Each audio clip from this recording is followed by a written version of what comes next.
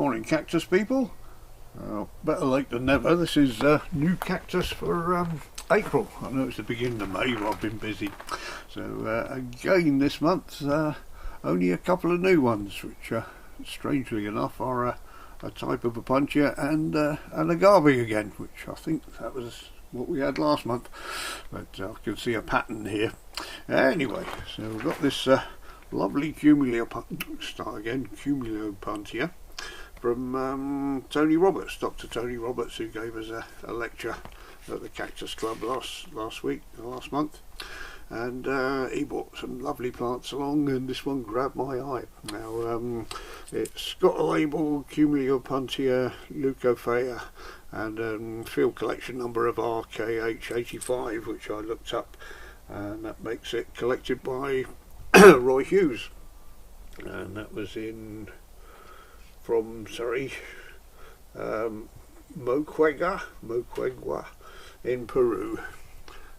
So that's a lovely one to add to the collection. It's a type of Tetracactus spherica, which we've got one over there at the back, so we should put it in with the other smaller punchias and Tetracactus in this bed, not too close, so we can compare the flowers when they come out and see the differences. So another closer look at this one.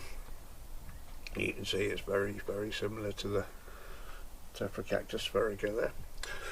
So that's lovely. The smaller punchia bed, I know it looks a bit of a mess at the moment, but in a year or two I'm hoping a lot of these will sort of grow together and we'll have a lovely little collection of smaller punchias, Cumulio puntias, which I can't say this morning, and Minopsis and things like that, Corina puntias, which should make quite a nice display once they're all together. And yeah, I've had to take the dancing Ostrocylindra puntia vestitas out of here because they had a very bad attack of mealybugs, and I had to shift them out to stop them spreading to everything else, and they were just whomping around and hitting all the other things, so not really suited for this bed, so I've had to move those. I'm afraid I've got a few of them in pots now, so I've got the crestate ones still at the back there, which don't move around like the normal ones.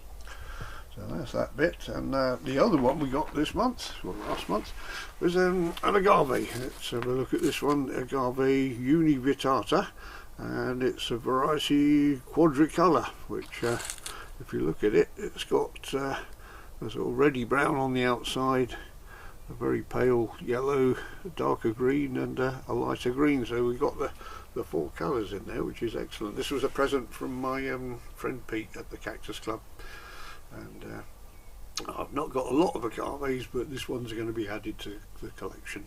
I bring them in the winter to keep them away from the frost, because although they survive on the coast here, which is only, well, you can actually see the coast from here, being up on the hill here at sort of 90 metres up, things don't survive like they do on the coast, and I've lost a variegated agave a couple of winters ago when it got too cold for it. So if we want to see them out in habitat, we have to go to places like Deal and well, not habitat, out in outside permanently.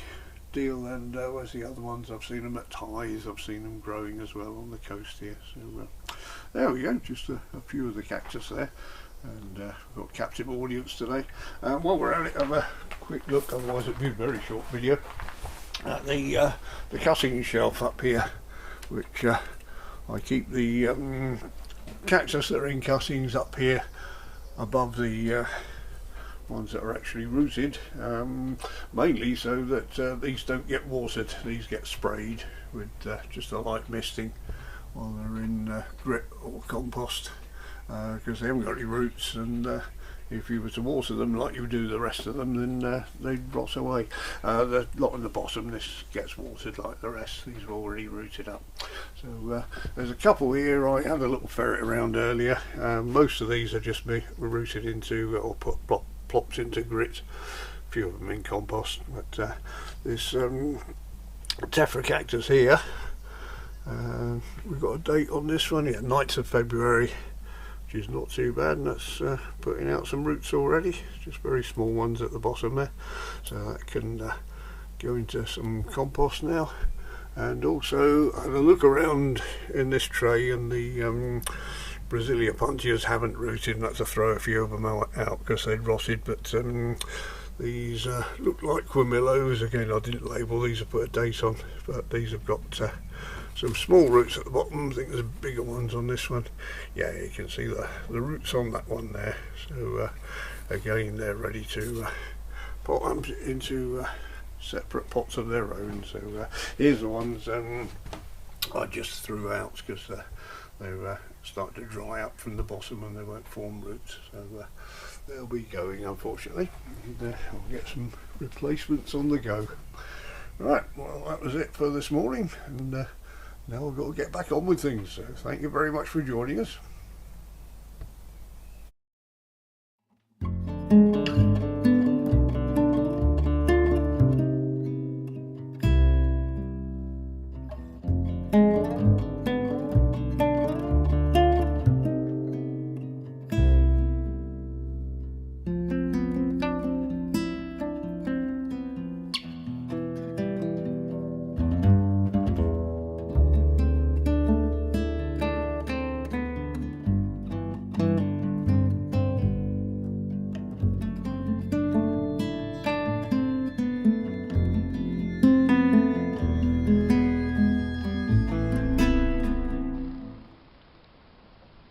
Hooray, hooray, it's a holly, holly day. Well, not around here it's not, unless it's Christmas.